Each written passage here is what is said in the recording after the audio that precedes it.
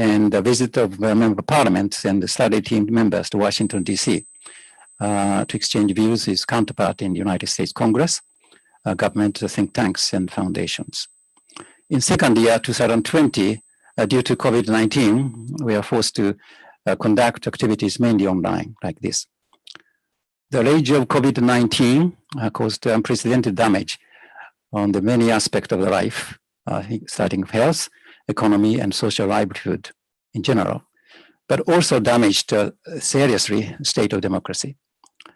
The restrictions taken by authorities in emergency situation caused by pandemic on individual freedom, freedom media, and suppression of oppositions and civil society become a new standard, unfortunately. But a trend of backsliding democracy is further aggravated with COVID-19. I would say that the role of urgency of our task in the study team has enhanced. Many studies are being conducted on the state of democracy. One study is a Variety of Democracy project, which is internationally known, just reported as a result of deteriorating situation in human rights and democracy in the world. Now more than half of the world population, 92 countries and 50% of world populations are living under populism or authoritarian rules. First time since the end of the Cold War. So such a background, this group of experts from United States and Asia, Marty was one of them, and I was also, got together, and Michael is of course, issued a Sunnyland Principle in July this year. The principles contain, as you see, a number of very important recommendations for promoting partnership with democratic governance in this region.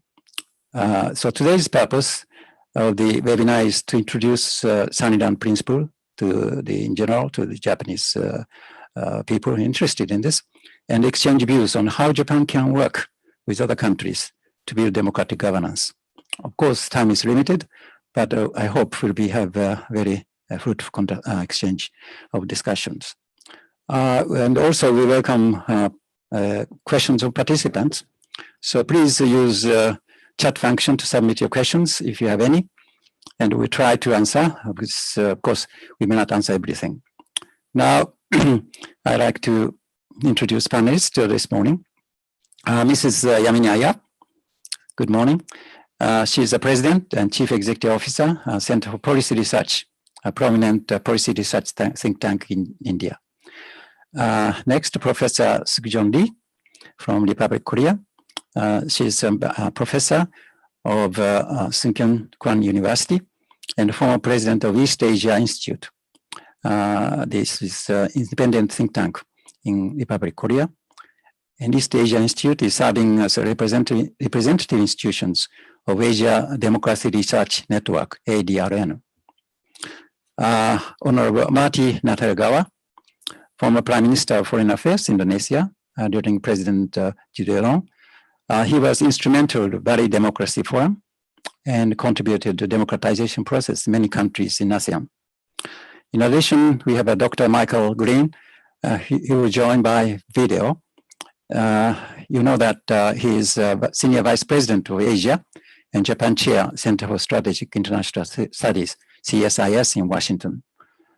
He was Senior Director of Asia in the National Security Council under President Bush time, and is one of the initiators of Sunnyland process.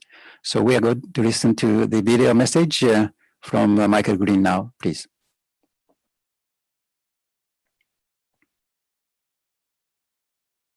Hello, I'm here with Dr. Michael Green, who's been a driving force behind the Sunnylands Principles. Welcome, Mike.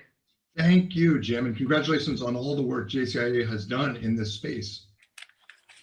Now, Mike, please tell us why are you doing the Sunnylands Principles now? Why not 10 years ago, 15 years ago? In 2006, after I had left the White House, the National Security Council, one of the first things I published as an academic was a strategy piece in the American Interest saying it was time for the US to work with other democracies in Asia to move forward our common interest in a more democratic form of government. But based on a recognition that there are many paths to democracy and Asia is an eclectic place. And this was in 2006, and there seemed to be some hope then. President Bush, for whom I worked, made democracy a central theme in his second inaugural. Prime Minister Abe came on the scene in 2006, promising Kachikan Gaiko, values diplomacy. But the time wasn't ripe. The Iraq War was becoming unpopular, and Americans were doubting our ability to contribute to democratic norms. Abe-san faltered, maybe overplayed his hand a little bit at first. Governments changed in Indonesia, Mongolia, and other places that had championed democracy. But now I think the timing is ripe again, and that's why we were so excited to call together some of the best thinkers on democracy across the Indo-Pacific in Sunnylands, California for a strategy session. And I'm just delighted that we have this real constellation of civil society groups and governments and former government officials thinking about how we can move this agenda forward. CSIS, the National Endowment for Democracy, IRI and NDI, Takasu, Ambassador Takasu in Japan, Martin Natalegawa in Indonesia, in Korea and India. We all have different experiences to bring to the table, but I think there's now a real recognition that we need to coordinate more and think harder about how we expand the democratic space, because it's under some assault, including at home in the US, and we all have to pick up our game.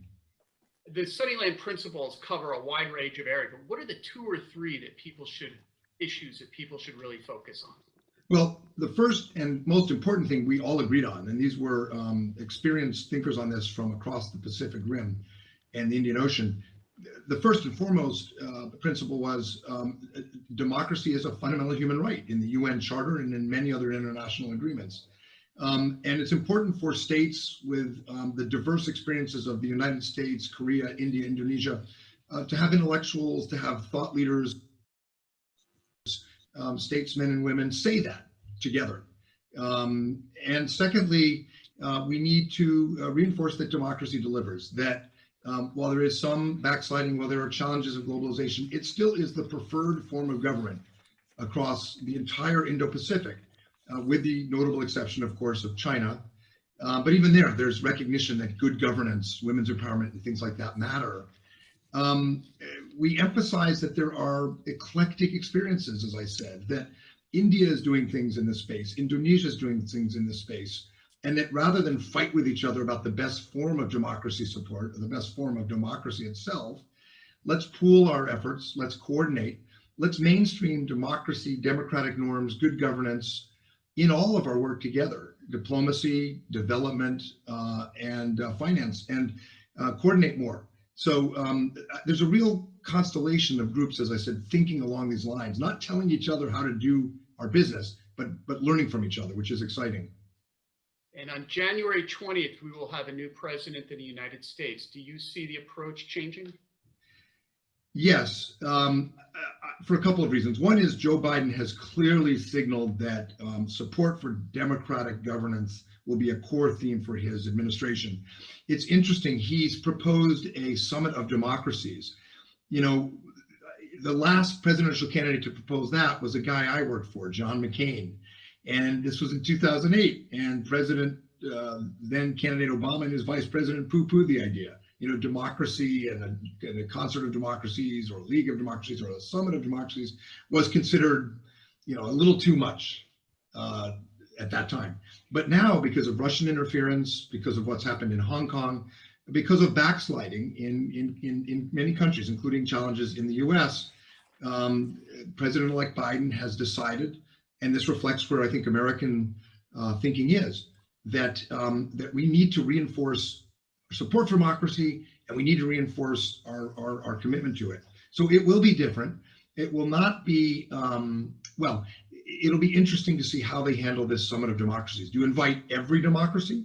Do you invite just donor countries like the US or Canada or Japan that provide support for democracy? Do you invite transitioning democracies? It's a little tricky to figure out.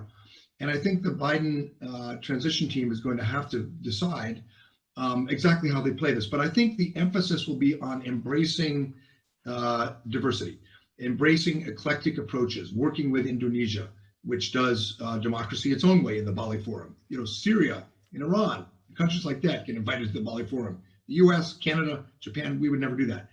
India has its own approach. I think the Biden administration will do something like, I believe, like our Sunnylands principles, which is ambitious but calibrated to work with key partners in the region. Well, thank you, Mike, for sharing your time with us today. Thank you. Thank you for your message, Mike. As you know, the Sunnylands principle, Sunnyland, is named after. Sunnyland Estate is located in the California, name is Palm Springs. It's coined as a presidential retreat in the West, so-called Camp David in West, and hosted many summit meetings involving U.S. president in the past, including U.S.-Japan, President Bush and Prime Minister Kai-fu, U.S.-China summit, President Obama and Xi Jinping. So Chinese leaders have a special attachment to Sunnyland, I must say.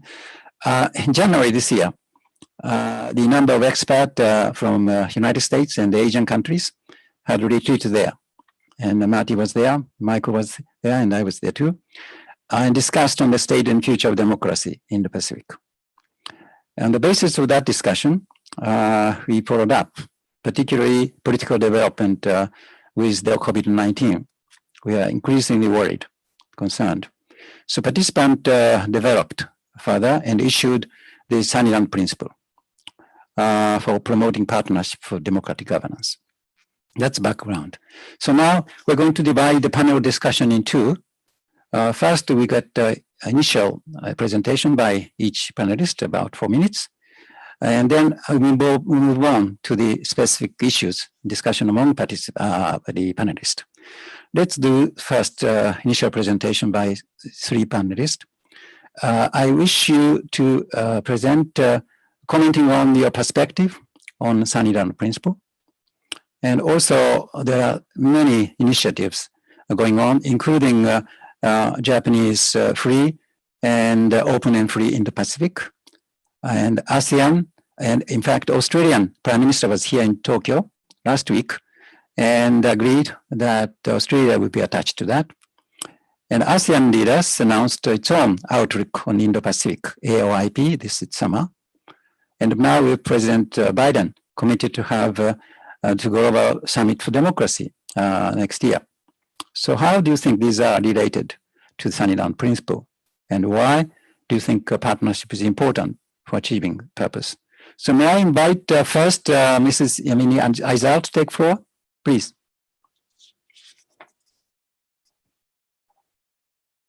Voice, yes, good. Good morning from India. Indeed, democracy is going through a very, very crucial moment of transition. There is, at one level, a deep despondency with democracy, as much as great hope in what democracy can achieve all across the globe, in pulling the globe out of this moment of despondency. But the only way that democracy can effectively respond to this moment of transition is by being open to recognizing what elements of democracy have failed the very people that democracy seeks to represent.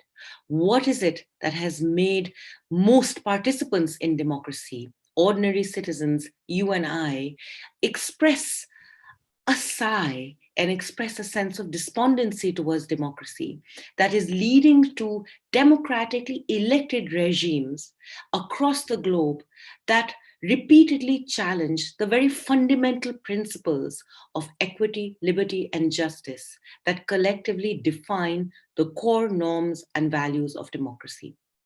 It is against this backdrop that I believe the Sunnyland Principles hold the beginnings of a reimagination and reignition of democracy and core democratic principles by going back to specific fundamentals: equitable growth, inclusive democracy, accountable and responsive governance, independent media.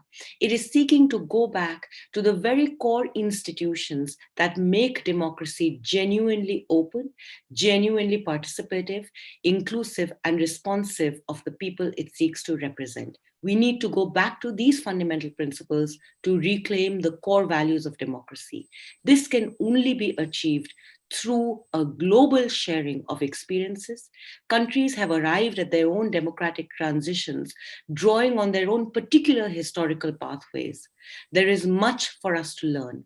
A country like India, for instance, can learn from Indonesia what it means to have genuinely functional, robust local governments.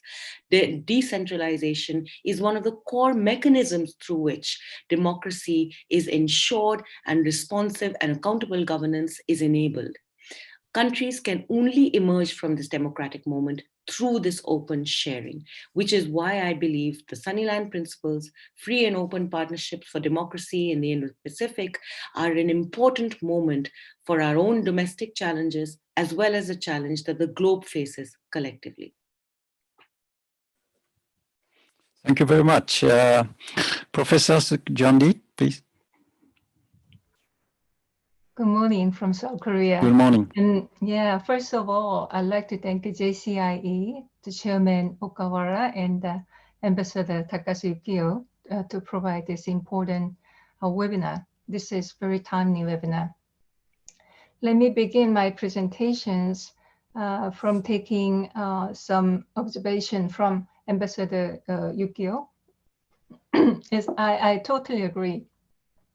If you look at the status of global democracy, there has been setback from the mid-2000s. And ever since, there is no good recovery. And if you look at all this important report by the intelligence unit of economists and Freedom House, there was a setback and there's a net loss of democracy rather than net gains in the 2019 status.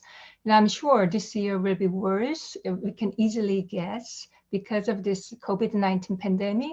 There are many lockdowns, and for the sake of quarantine measures, the people's freedom of movement, freedom of assembly have been encroached, even in democracies.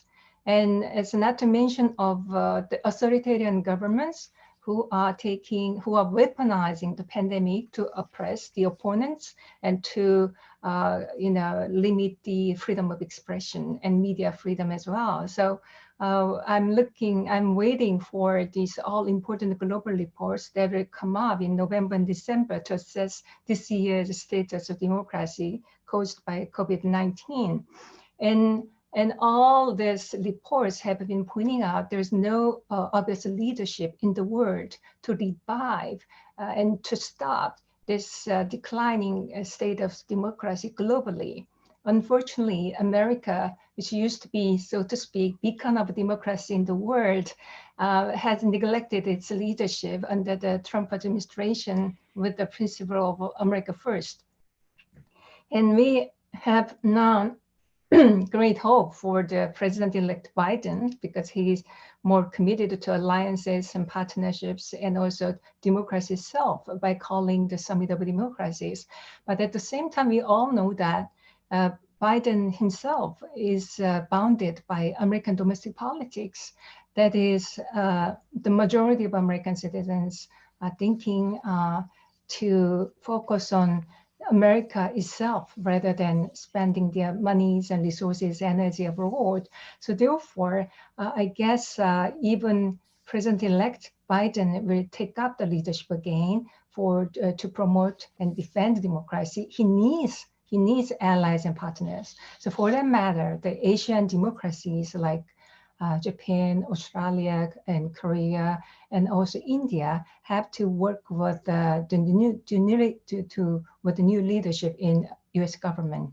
And for the Sunnyland Principles, for that matter, it's very timely, the statement stating out the 10 principles.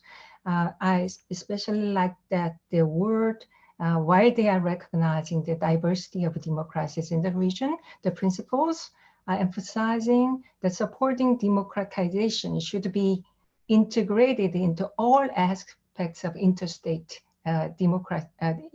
relations. That's a very important statement.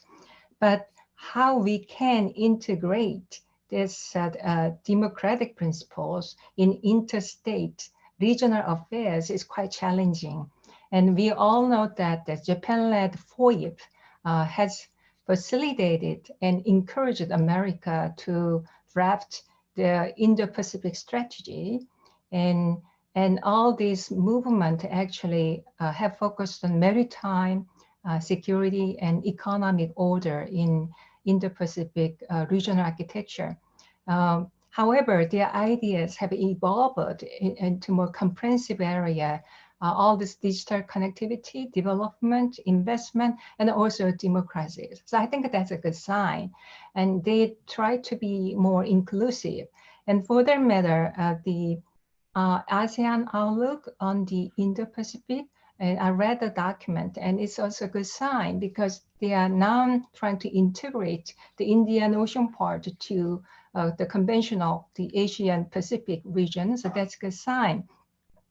But nevertheless, my concern is that all these documents are focusing on the interstate relations. So making the interstate relations more equal and trying to inject a very strong principle of respect for sovereign countries, regardless of their power, and to set up the rule-based order. So that's an all good sign. But I'm a little bit concerned that there is no such a more strong commitment to individual liberty, individual freedom. So it's challenging, how we integrate all these individual, more liberal democratic values when we're trying to make this kind of inclusive regional corporations. That's a little bit challenge. So I want there be more plurilateral, small mini-lateral, many networks that are working with all these comprehensive, more inclusive Indo-Pacific partnerships. I'll stop here. Thank you. Thank you very much for your presentation. Next party, may I invite you to take over? Very much. Thank you for giving me the opportunity to contribute as well. I share all the various sentiments expressed earlier on the nature of the dynamics that we are currently confronting as far as promotion of democratic partnership is concerned at the regional level. The various headwinds that we are encountering, I think it's all well defined and well appreciated as well by all of us. And the key question, therefore, is how are we to respond to this situation? I think the description of the nature of the challenge, even analysis of the nature of the challenge is well traveled. I think we are basically on the same page on the matter. But how can we respond to it? I think this is the crux of the matter. And in this connection, at the risk of being oversimplify matters, I believe that there are at least two levels that we need to synergize, two clusters. One is the linkage between domestic and external. The Sunnyland principles, I'm extremely pleased to see such a nuanced and calibrated appreciation of how promotion of democratic principles is essentially about partnership. There is no one size fits all. There is no as if imposition of values or systems on others, but in fact, it respects a sense of common ownership, common participation, etc. But I think ultimately we have to address this issue of how we synergize a domestic national level concern with the international level concern, because I think most members of the public, their main concern, whether it be in Japan, in Indonesia, in India, and elsewhere, probably is more their immediate domestic national concern to do with their economic well-being, especially amidst the pandemic, etc. How can we, amidst all such competing priorities and expectations, how can we make concern about democratic partnership, an important and priority concern? And I think often case we see situation as if internal and external is a zero-sum choices. Either you do domestic priorities or external priorities. Within ASEAN, we try to bridge that gap by suggesting that through the ASEAN community, that actually concern about democratic development, about human rights, good governance, they are not only national concerns, but they can also be a regional concern as well.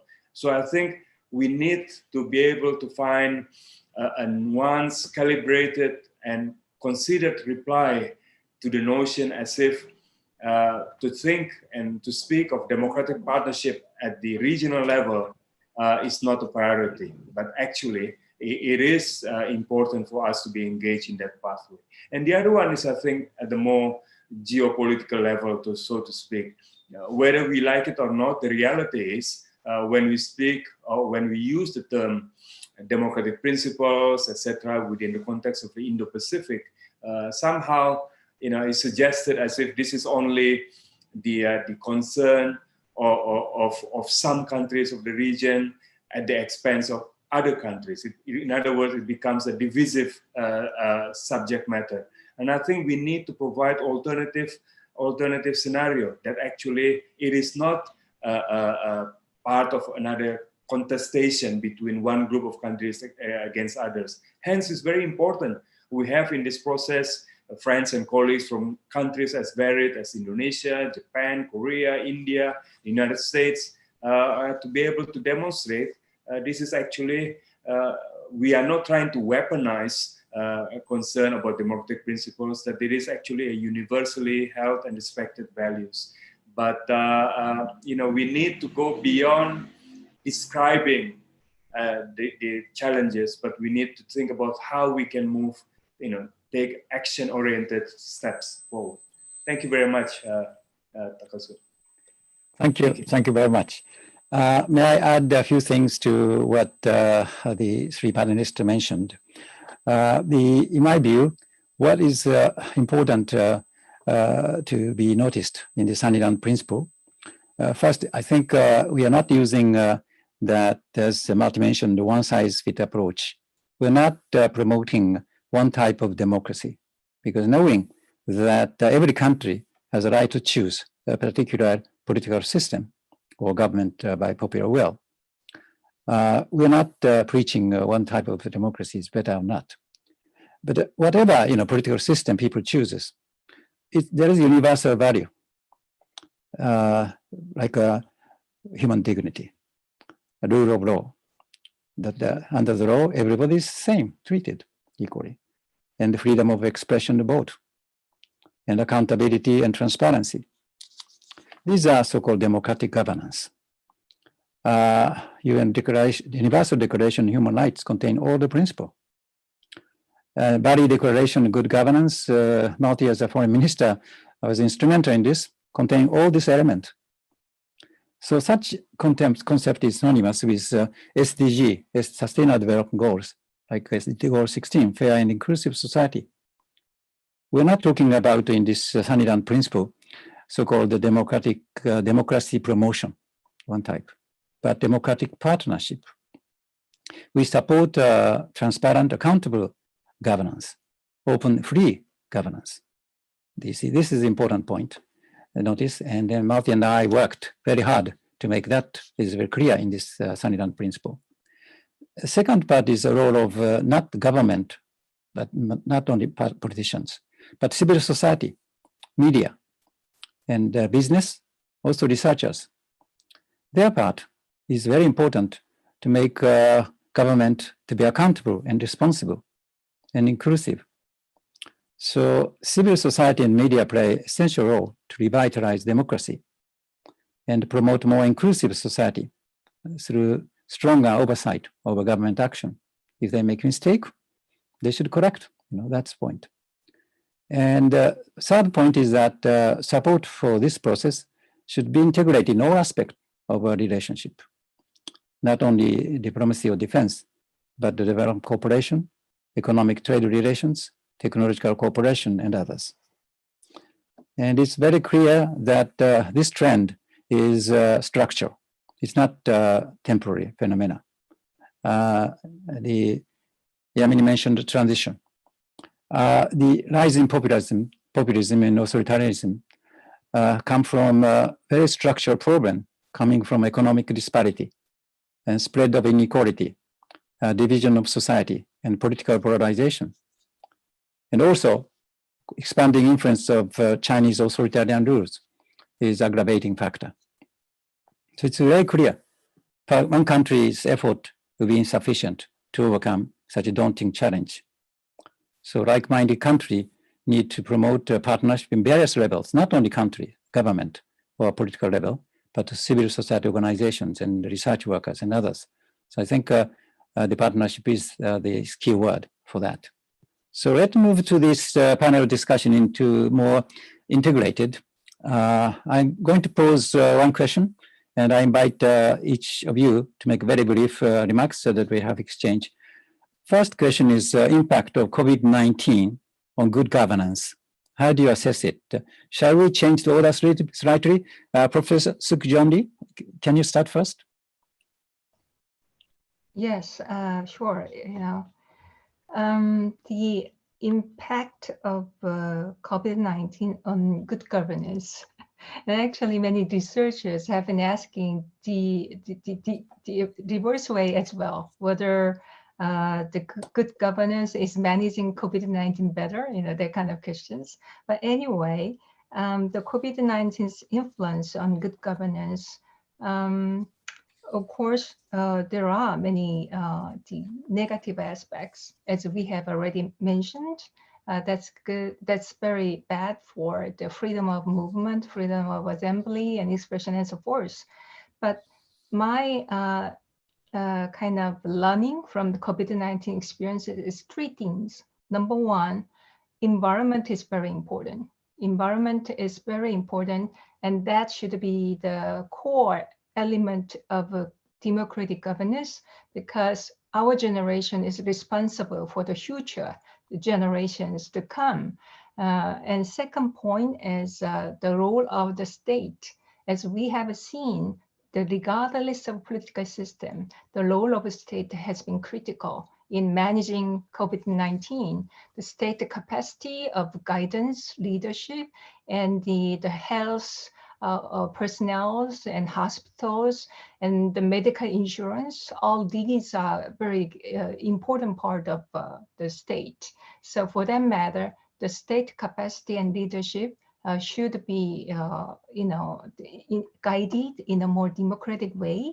And number three is inclusive economy. As we have seen, the essential workers during the COVID-19 period, as all these medical doctors and nurses and caretakers who are not necessarily good paid, and also many workers, laborers working in this untaxed world, delivery workers, and those people, very irregular workers, and also informal workers.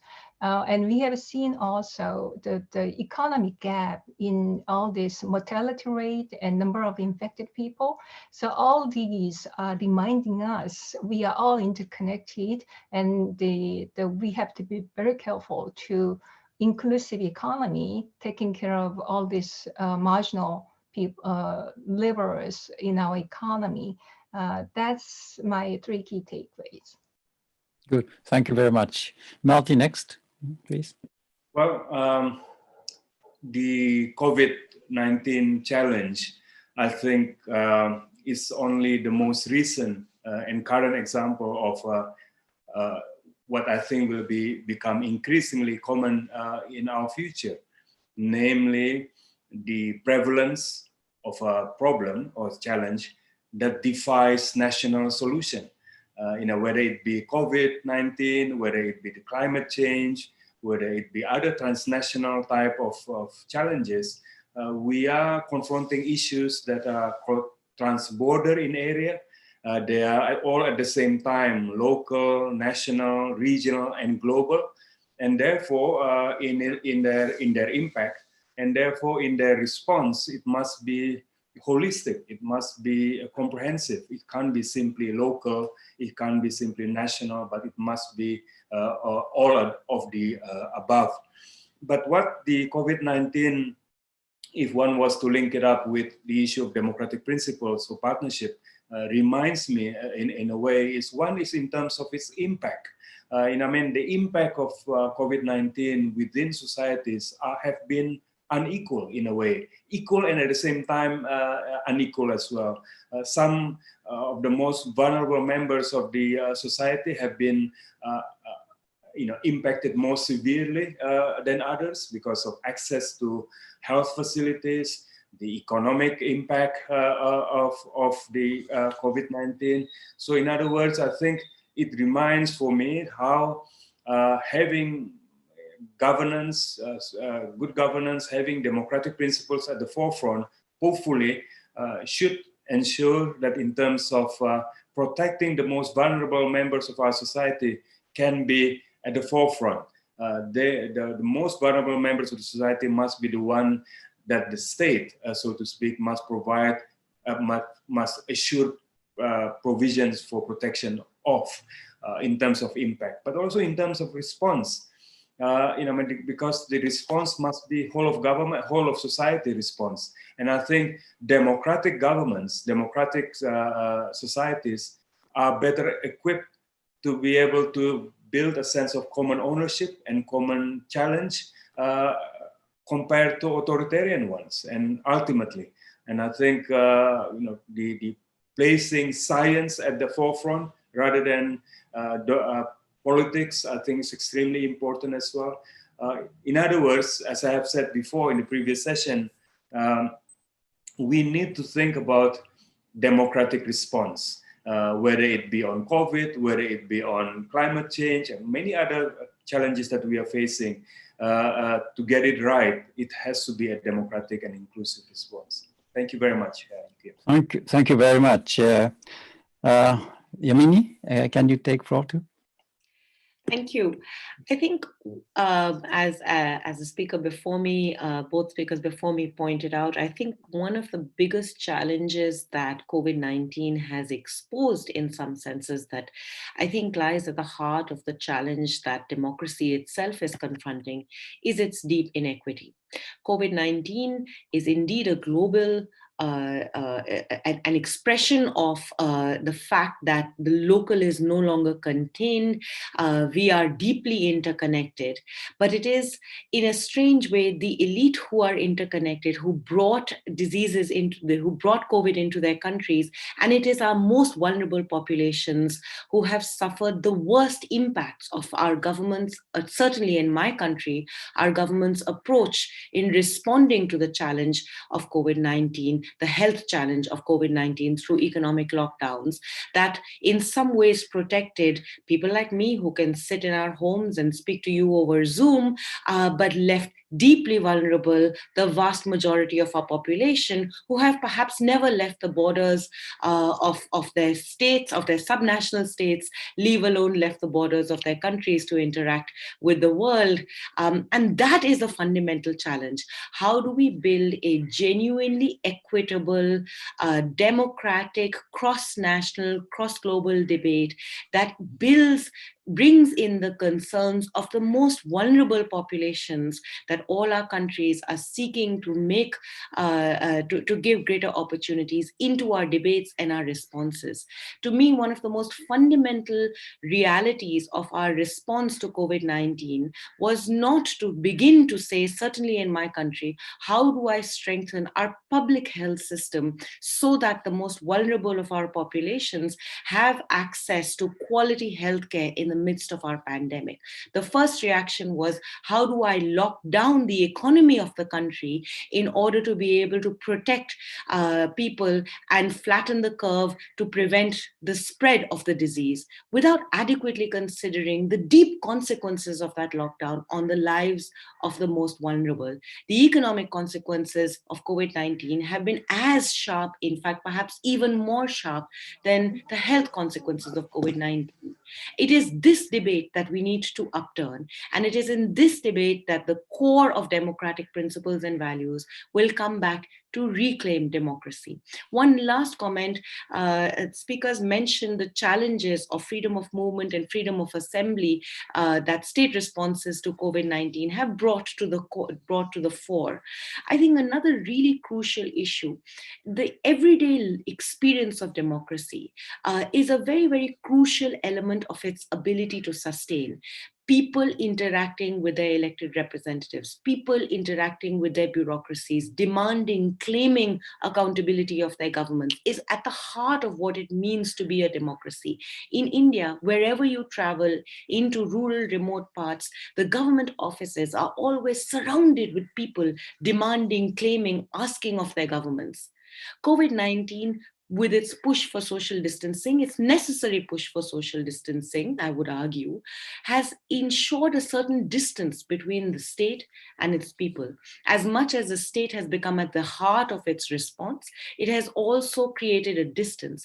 And it's very important for us to be aware of this distance, because it's only when we can find new innovative ways of bridging this distance in the context of a response to this pandemic, will we be able to reclaim the heart of what is democracy for the everyday lives of the people that democracy seeks to represent. Well, thank you very much. I think it's very clear. Three panelists have equal, the tone. 2 points. One is that the COVID-19 has having enormous impact on democracy and freedom. And particularly, we have to fight against or argue against the narrative that authoritarian rules can deal better with emergencies more effectively than democracy. This is not correct. We have to argue it, because it's not a question of state system, which is more successful than others, but the nature of political leadership.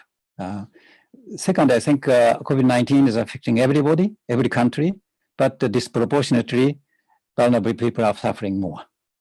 And inequality will be exacerbated. I think this is the issue. As absolute poverty is spreading, and the progress made in reducing child mortality under 5 or increasing elementary school enrollment rate, so and so, will be wiped out. So lesson is clear that however strong, no country can protect population effectively alone. And this is, as Marty mentioned, not only this issue, but other public health issues, also climate change and other things. So we have to strengthen this international solidarity commitment. But I think SDG is very, very important in this context. More inclusive society, more equitable society. In other words, to achieve universal healthcare, for instance, and inclusive society or accountable government, this is what I think SDG is meant for. So I think it's very closely related to democratic governance on this issue. Challenge is huge. Second question, if I may, go to this, how to implement or how to promote a network for democratic governance. Can we start, Marty, this time? Well, thank you very much. I think we need to distinguish, at the risk of oversimplification, what we meant by network.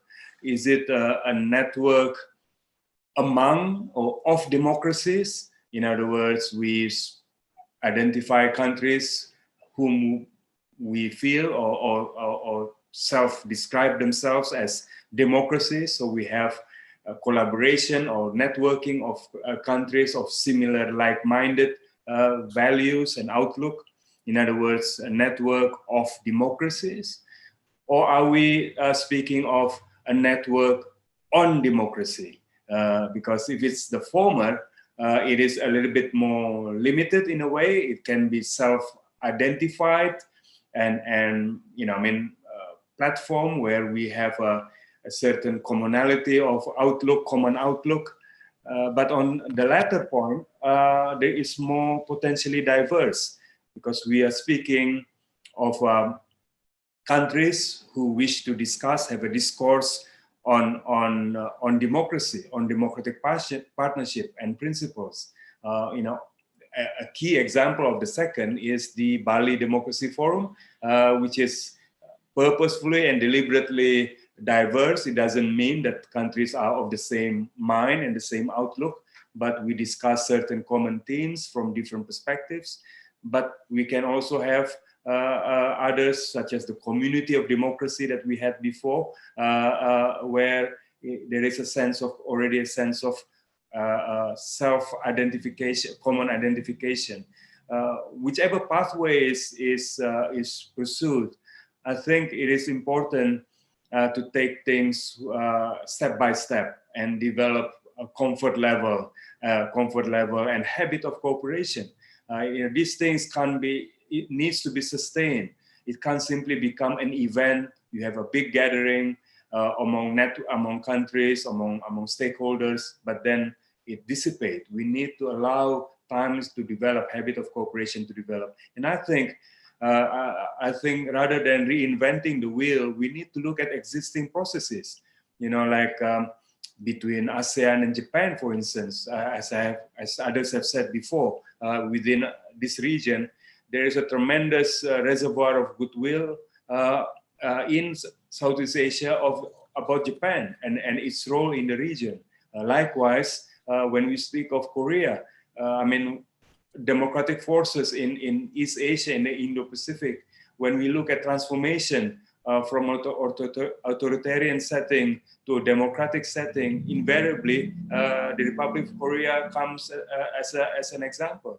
Likewise, India, its ancient civilization, and yet at the same time, the largest democracy in the world today that we need to be partnering with.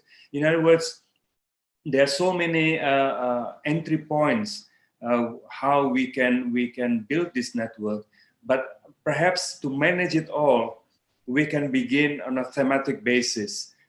We select a theme and then forms follows function. We have a common theme and then see who the stakeholders are and let the process develop naturally, perhaps. Thank you. Good. Thank you very much. Yamini, please.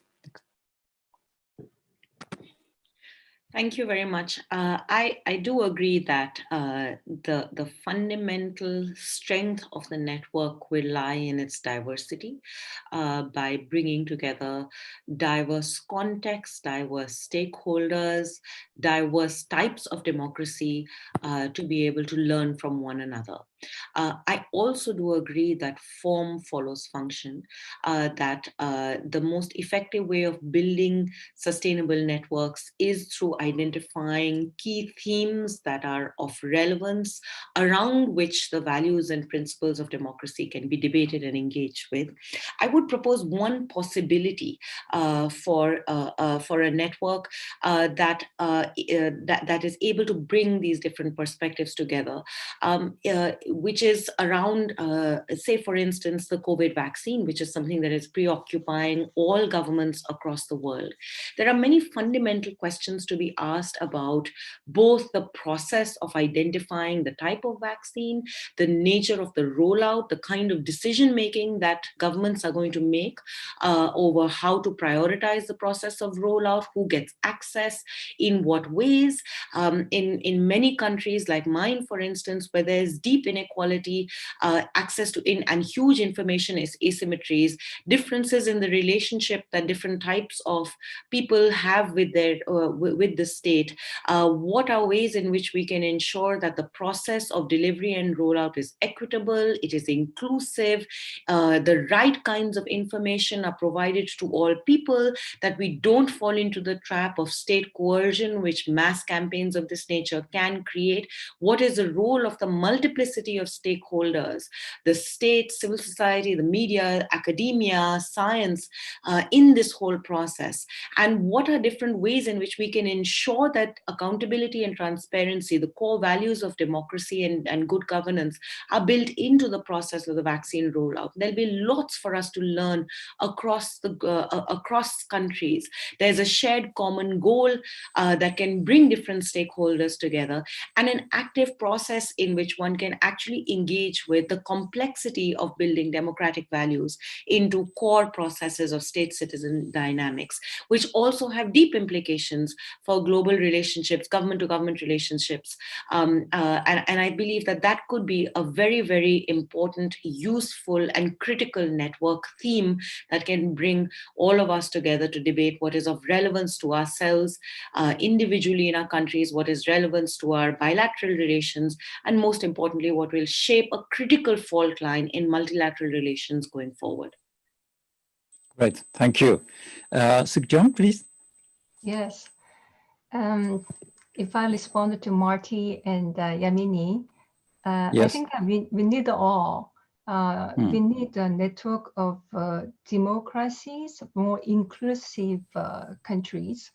And also we need a network only exclusively among democracies. I think both of them are needed. Why? Because we need a more wider venue. So in many functional area of corporations, we can insert the democratic principles. So in that matter, we need the EAS, we need the ASEAN, we need this interstate regional organizations. At the same time, we need the exclusive democracy network. We had community of democracies before, it has been weakened. Now President elect Biden is going to create a summit of democracies. And we also have a D10 where South Korea and Japan are attending with the European countries. I think only 3 Asians for D10, Korea, Australia, and Japan. They are very important in a sense because in this very changing geopolitical situations, the non-competition is another pillar of competitions. And for that matter, to bolster and to promote the democratic principles needed such a venue. But I think we need another layer of a network, much smaller, much specialized.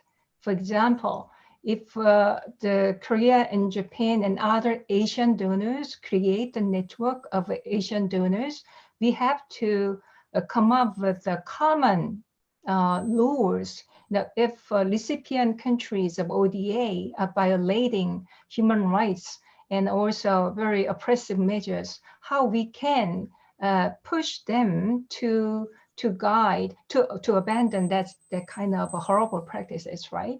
So in all aspects of functional comparative edge, each democracy in the region, in the Indo-Pacific regions, has to take a leadership in the area where they can do better, and we have to we have to create the operational rules how we insert this democratic good governance into our user practice.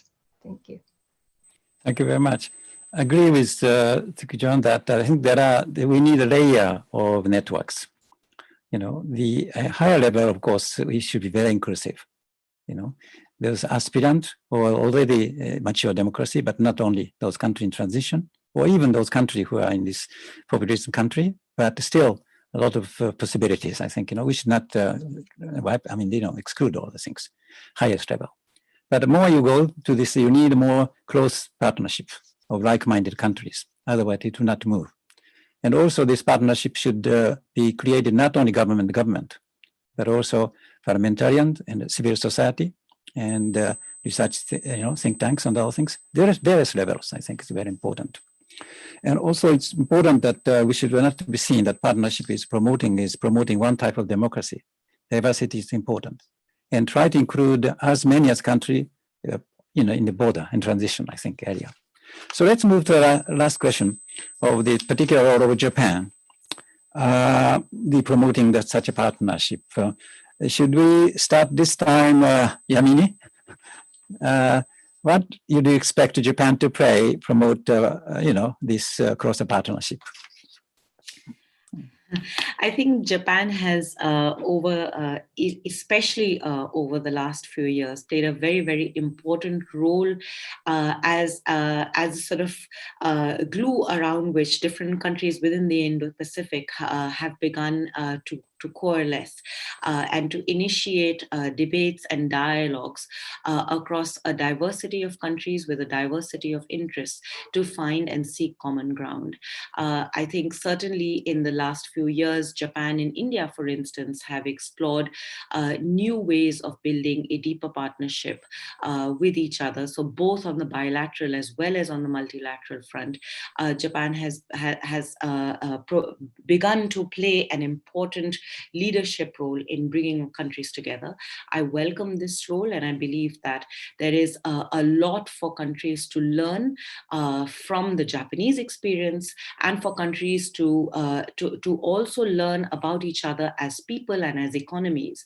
And I believe moving forward that Japan can play this critical role of bridging these diversities and multiple in-country bilateral interests into a multilateral forum that could promote genuine democratic exchange. Great. Thank you. Tsukijun, please. Next. Yeah. Yes. Japan is the first modernizer from Asia, right? From the 19th century. And Yes. Japan has expansive networks in economic networks, in finance networks, and the ODA networks. As an early developer, Japan has this very good endowment, institutional endowment. So therefore, in the area of development assistance and also the more eco-friendly impact investment, I think Japan can play a bigger role in taking the leadership in this Indo-Pacific partnerships. If I wish, if Japan can do better, is because Japan has been playing more softer leadership, but I guess you can contribute more to write the rules in details, to this operational role of enforcing the democratic governance. I think especially from the private sector, I hope think tanks in Japan and other private sectors can participate more vigorously in addition to the government leadership. Okay, thank you very much. Perhaps I may just comment myself from my vantage point. It's clear that Japan, the stability and prosperity depend very much on the democratic governance and the rule-based international order. So in my view, Japan has a responsibility to work toward against weakening democratic governance, because with in eroding, I think it'd be weakening free trade system and rule-based international order. And in my view, Japan is a good position because, as you mentioned, we have a rather advanced democratic state in the region, and also smart power to take a lead as defender of the rule of law and democratic values. And also in the PPA and RCEP, it's clear that Japan is seen as a defender of free trade and the rule-based system.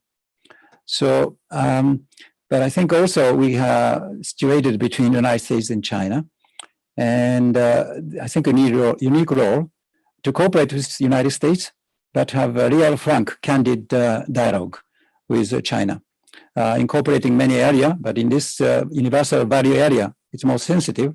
But I think we have a role to include China in this partnership, in this framework.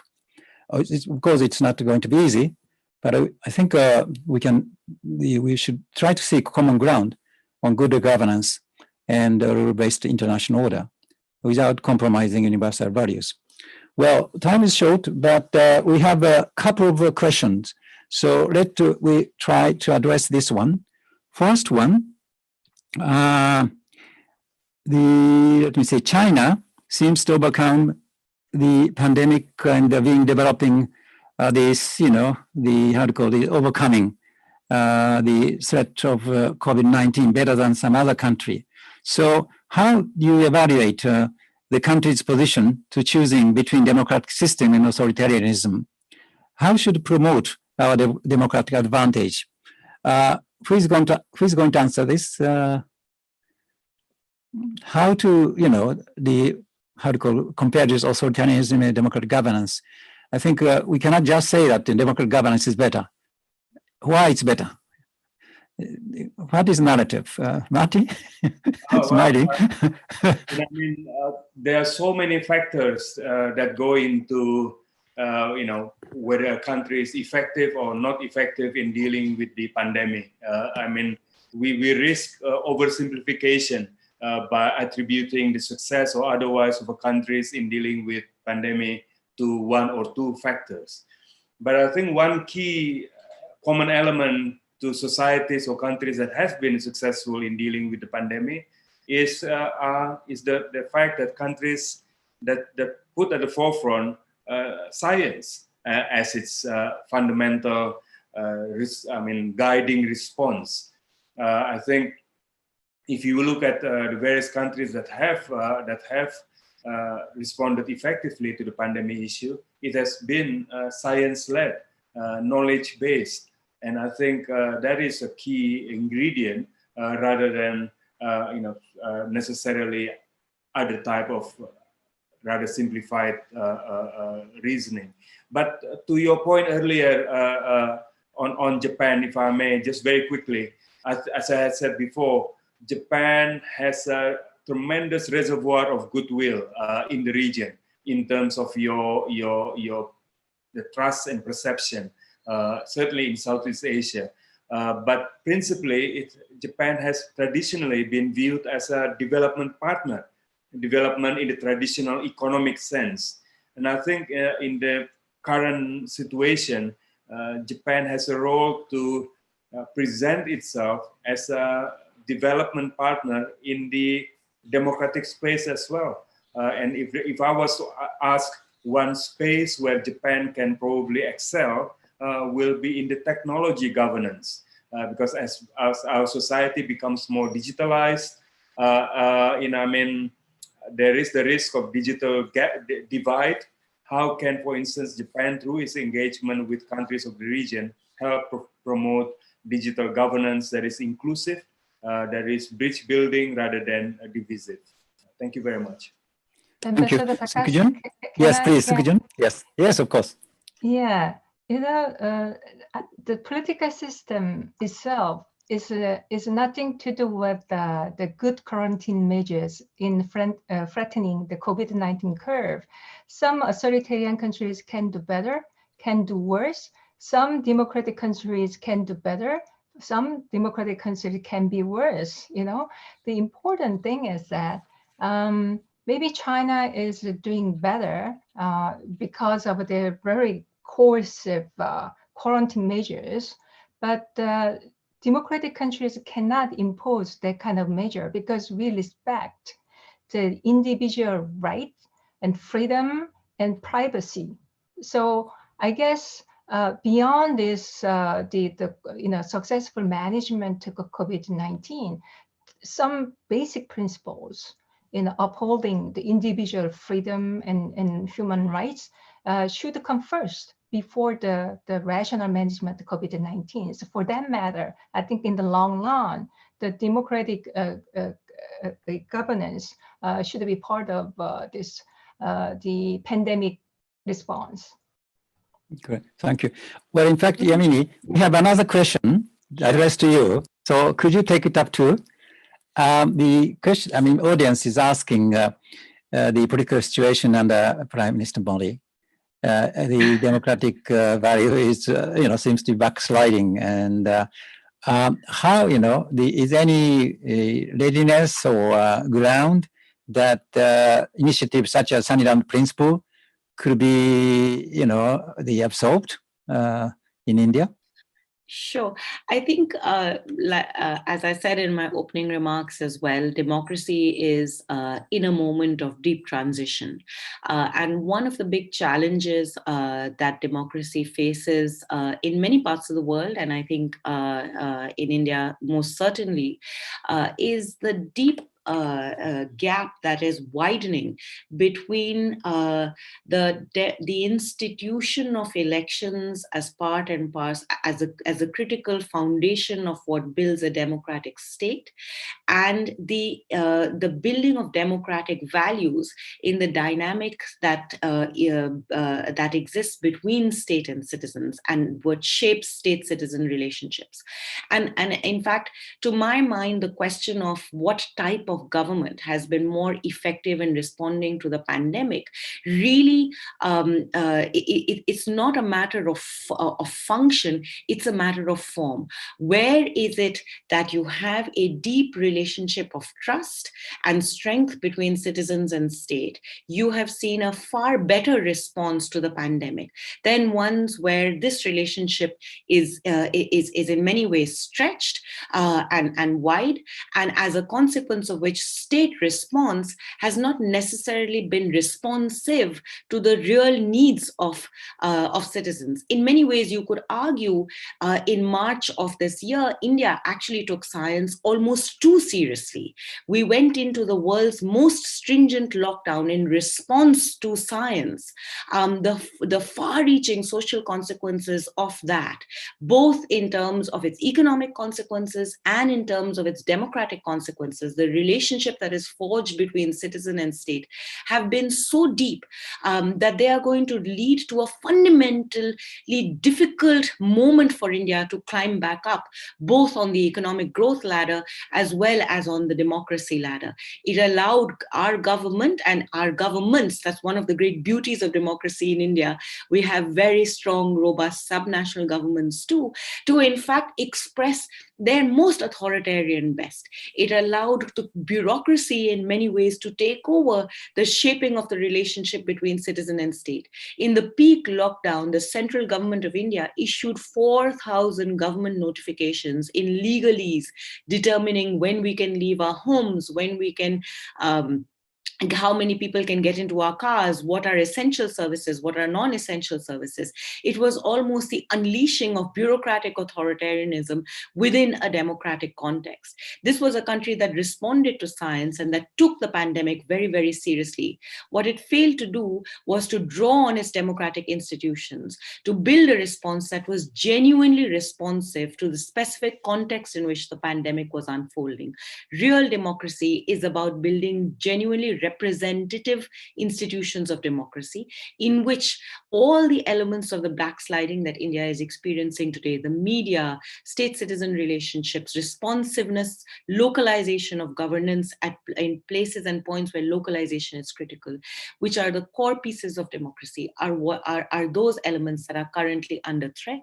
They are under threat partly due to the evolution of our competitive party politics and the political regime, but also due to the atrophy of some of our core institutions of democracy, and reclaiming those are going to be crucial for our future. Great, thank you. Well, I think we are going to wind up now. Time is lining up. So that may I invite each panelist to say any, all these things that you would like to say. Probably need 1 minute each, if I may ask. So, Sukjondi first.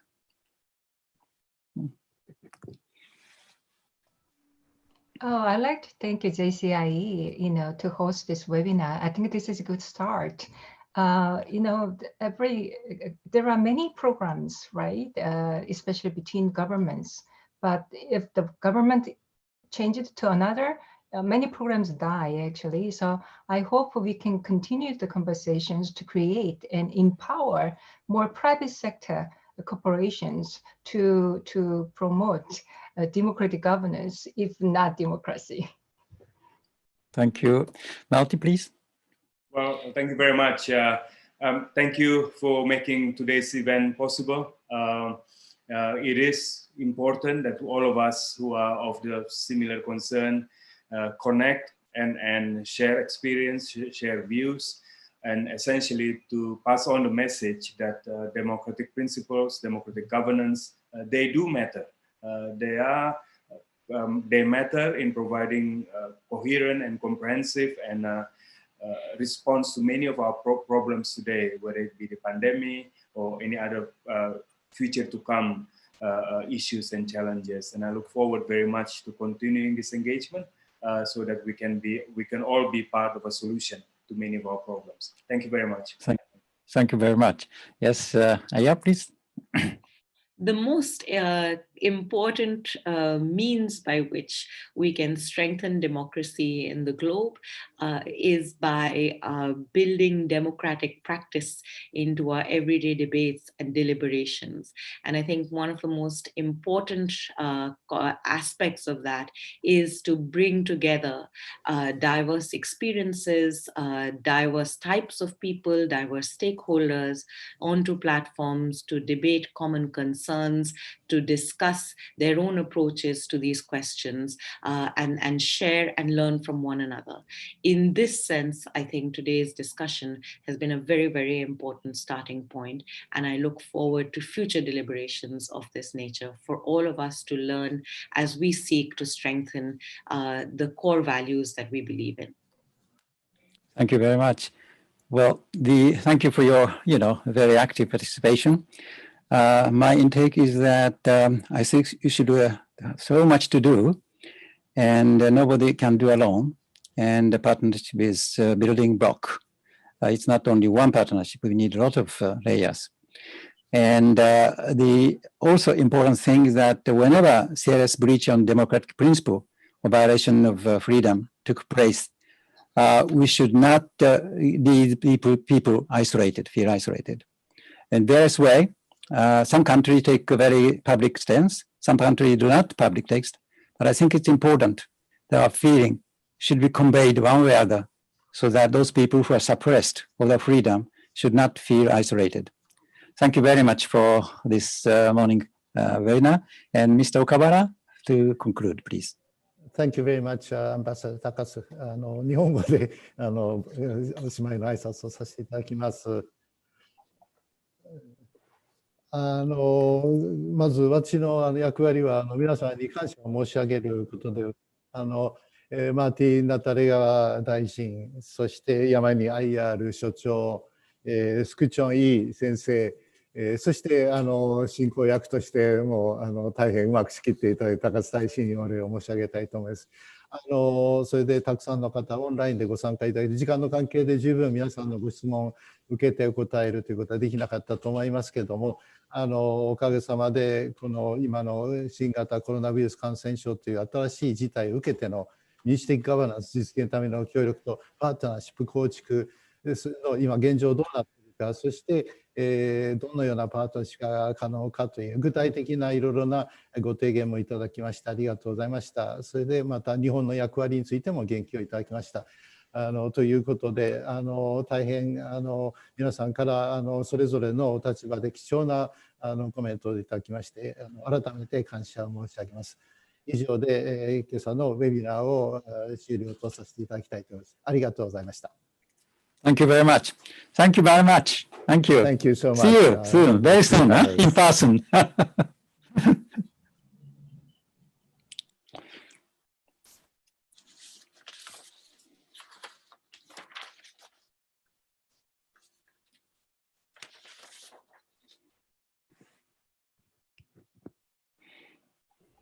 高須さんどうも本当にありがとうございました。勝俣さんですか？